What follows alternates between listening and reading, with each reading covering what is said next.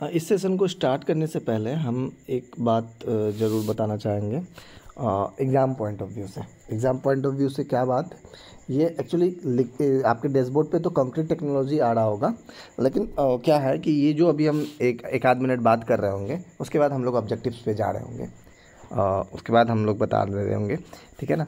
तो ऑब्जेक्टिव्स पे बाद में जाएंगे। पहले हम कुछ बात बताने वाले हैं किसी भी सब्जेक्ट को लेके, किसी में मतलब किसी भी सब्जेक्ट को लेके कि कई चीज़ जहन में आ रहा होता है जब भी हम लोग एग्ज़ाम दे रहे होते हैं। कितने चीज़ को हम लोगों ने नए तरीके से पढ़ा होगा, कितने चीज़ों को हम लोग पहले से जानते होते हैं, कितने चीज़ों को हम लोग 2-4 बार रिवाइज कर लिए होते हैं। तो इस तरह का ढेर सारा चीज़ आ रहा होता है, राइट।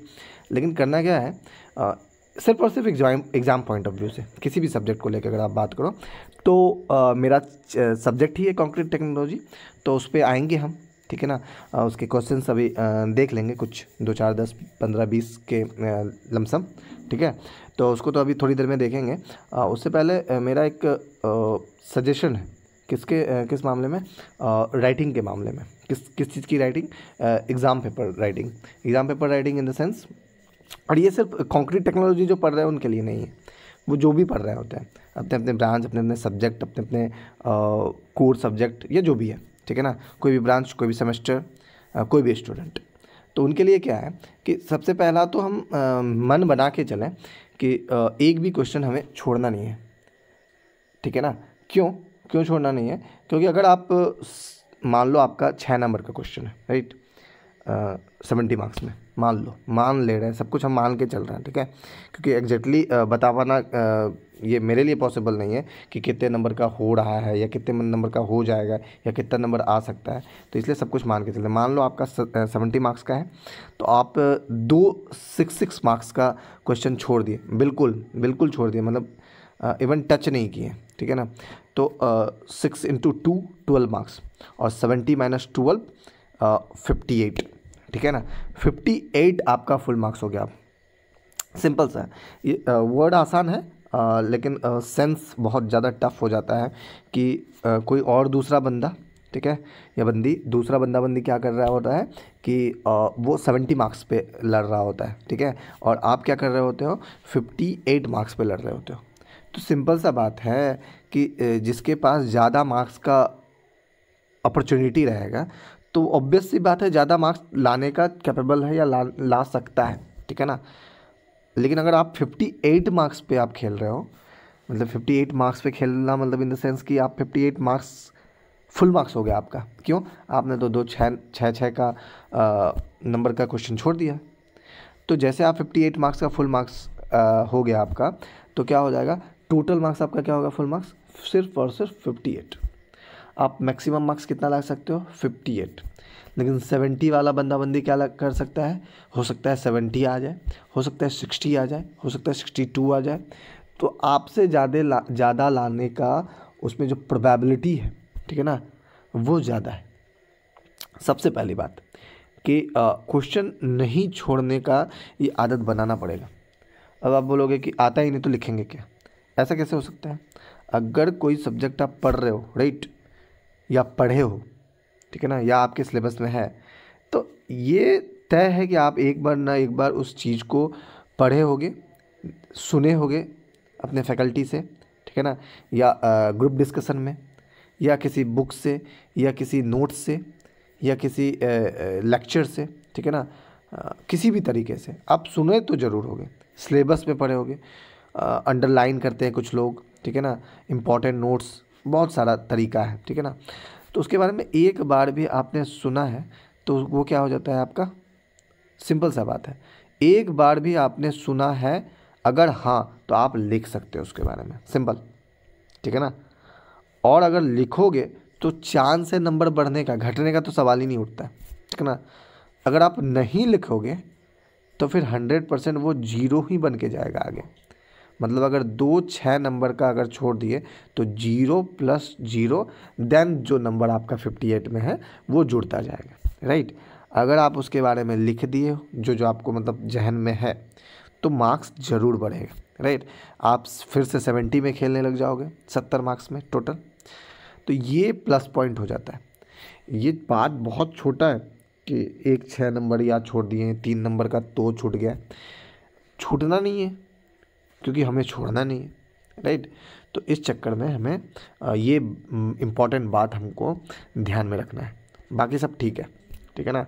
ये इम्पॉर्टेंट कि क्वेश्चन हमसे ना छूटे एक भी मार्क्स का, और क्यों नहीं छूटे हम बता चुके हैं, right.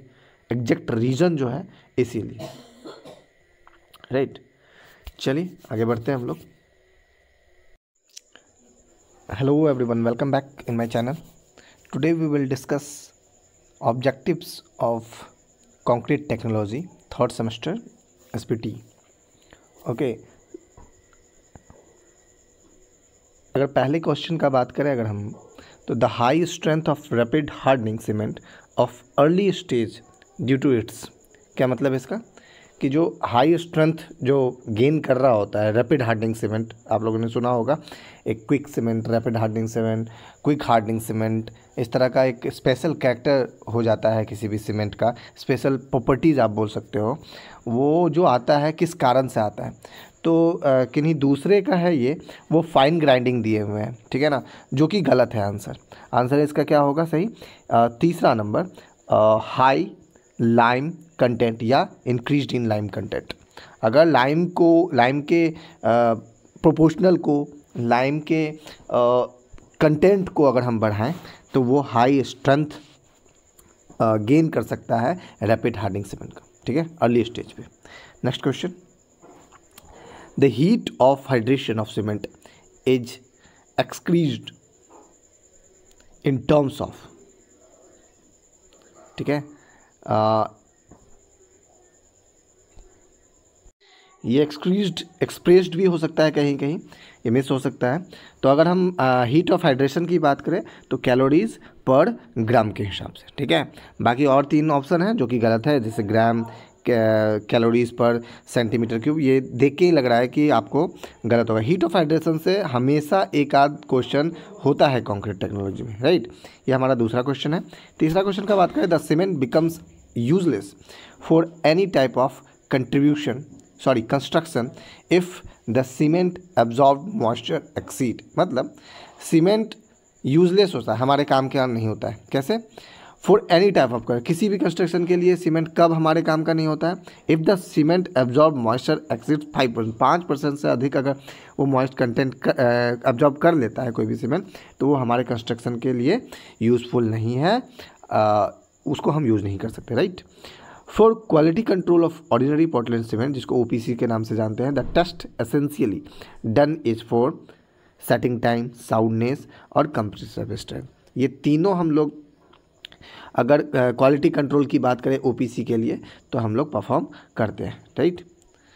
Next question, if we want to construct any type of structure in sea water, the which type of cement is generally used for this type of construction, मतलब अगर हम समुद्र में अगर किसी कंस्ट्रक्शन को कंस्ट्रक्ट करने जा रहे हैं तो किस टाइप का सीमेंट इसमें यूज होता है जनरली, तो क्या है इसका? Portland pozzolana cement. पहला नंबर इसका आंसर सही हो जाएगा, पोर्टलैंड पोज़ोलाना सीमेंट, ठीक है ना। इसका करेक्ट आंसर क्या हो जाएगा? Portland pozzolana cement, right. ये Portland pozzolana cement, right. Portland pozzolana cement हमारा इज द राइट आंसर। क्या है राइट आंसर? किस चीज़ का है भाई? क्वेश्चन क्या कह रहा है कि अगर हम सी वाटर में, मतलब समुद्री पानी में या समुद्र के पानी में हम किसी भी स्ट्रक्चर को स्ट्रक्ट करने वाले हैं या करने जा रहे हैं, देन क्या होगा? हमें पोर्टलैंड पोज़ोलाना सीमेंट यूज करना चाहिए, राइट। आगे देखते हैं, in any type of construction if we want to decrease the setting time of concrete, which type of ingredient is to be added, मतलब कौन सा ऐसा चीज़ है जिसको हम मिलाते हैं किस चीज़ में? सीमेंट में। क्या करने के लिए? अगर किसी भी कंस्ट्रक्शन में हमें क्या चाहिए? Decrease the setting time, setting time हमें कम करना है, तो क्या करना है उसमें? हम जिप्सम मिलाते हैं, राइट।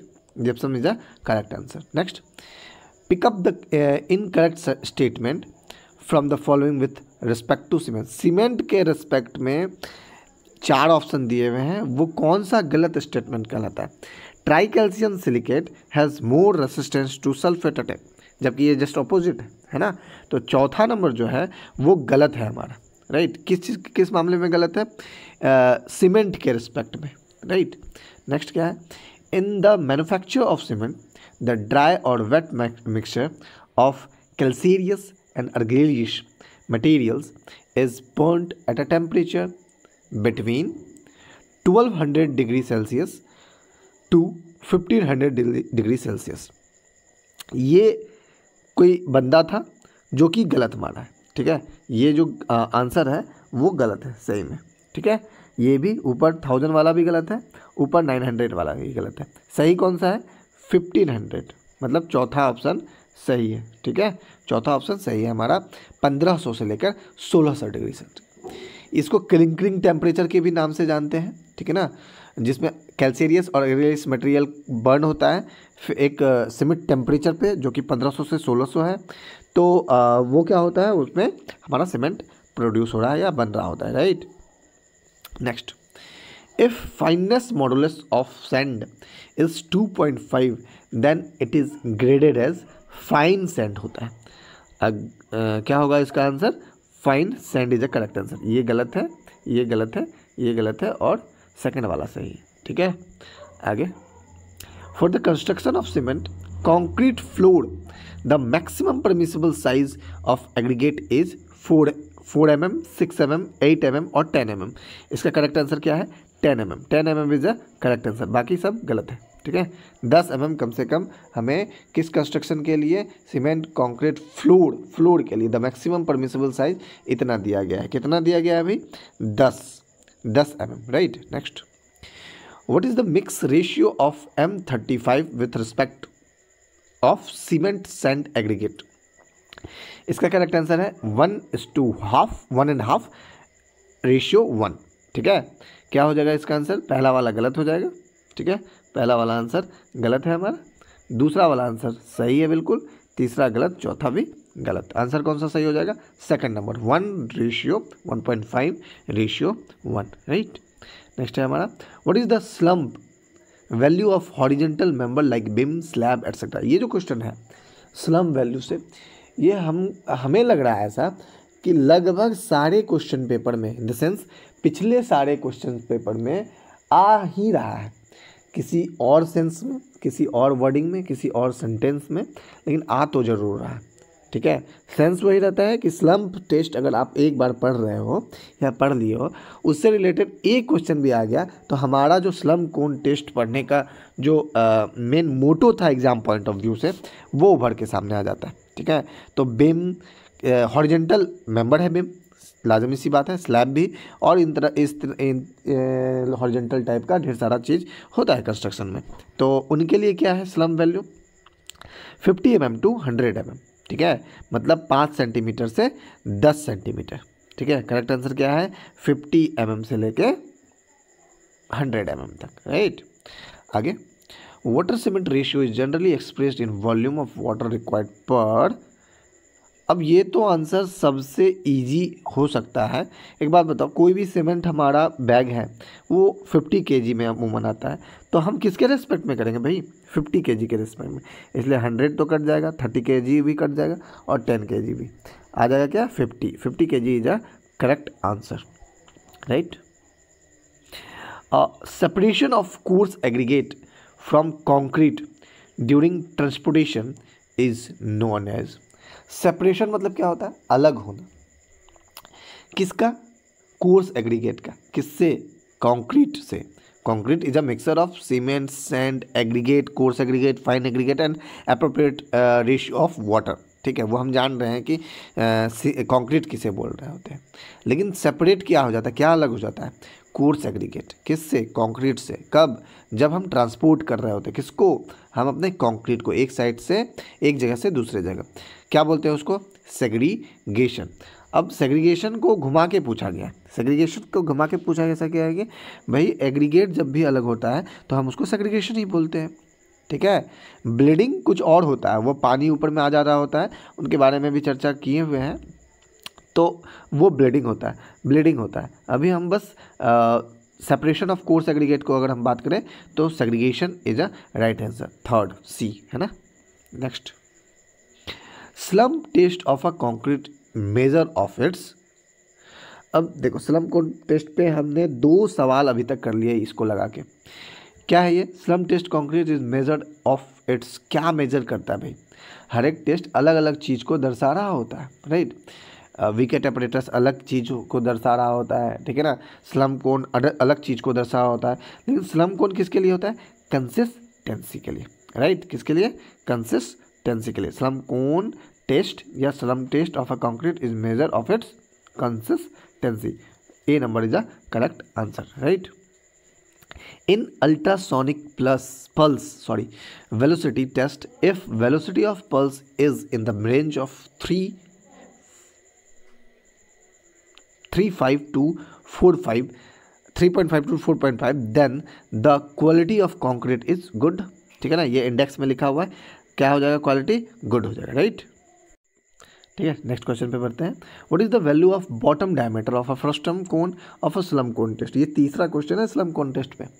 क्यों पढ़ो? ये क्या बोलते हैं? एक फ्रस्टम टाइप का होता है, आप पढ़े होंगे कभी ना कभी, कहीं ना कहीं।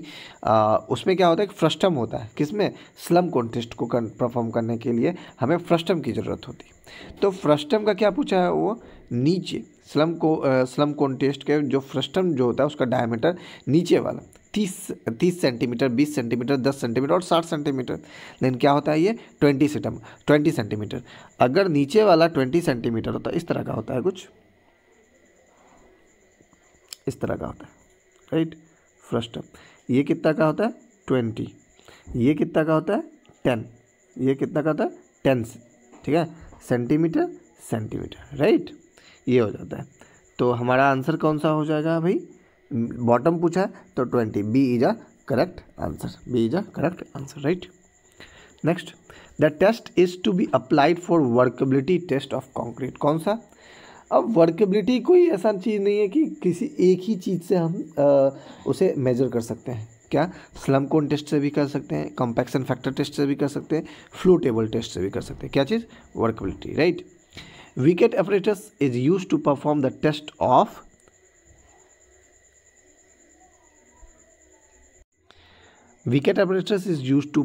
Test of consistency. अगेन इसका भी आंसर क्या हो जाएगा? Consistency. B is a correct answer, right. Next और लास्ट, ये लास्ट है। If a concrete there were 5% of air entrance voids, then the strength is reduced by 30%. Answer is 30%. 30% is a correct answer. इसके बारे में हम थोड़ा बताना चाहेंगे कि 5% जो बता रहा है ये क्वेश्चन कि एयर इंटेंड या वॉइड्स आ जाएगा, तो क्या हो जाएगा? सिंपल सा बात है, कॉम्पैक्सिटी हमें चाहिए होता है, कॉम्पैक्शन चाहिए होता है हमें किसी भी स्ट्रक्चर में, चाहे वो बिम हो, कॉलम हो, चाहे कोई भी स्ट्रक्चर हो, या रूफ हो, है ना, फ्लोर हो, हमें उसमें कॉम्पैक्शन चाहिए होता है। अगर उसमें एयर वॉइड्स आ गया तो फिर हमें दिक्कत होगी, राइट। फिर हमें दिक्कत हो जाएगी किस सेंस में? स्ट्रेंथ के सेंस में। तो कितना परसेंट उसका स्ट्रेंथ घट जाएगा? 30%, ठीक है ना। अगर 100 किलो न्यूटन का वजन अगर सह रहा होगा तो वो कितना हो जाएगा? 70 किलो न्यूटन, या जो भी न्यूटन आप बोल दो, किलो न्यूटन बोल दो, एग्जाम्पल है, कुछ भी बोल सकते हो, राइट। लेकिन हाँ, उसमें कितना का डिक्रीज आ जाएगा? 30% का, ठीक है।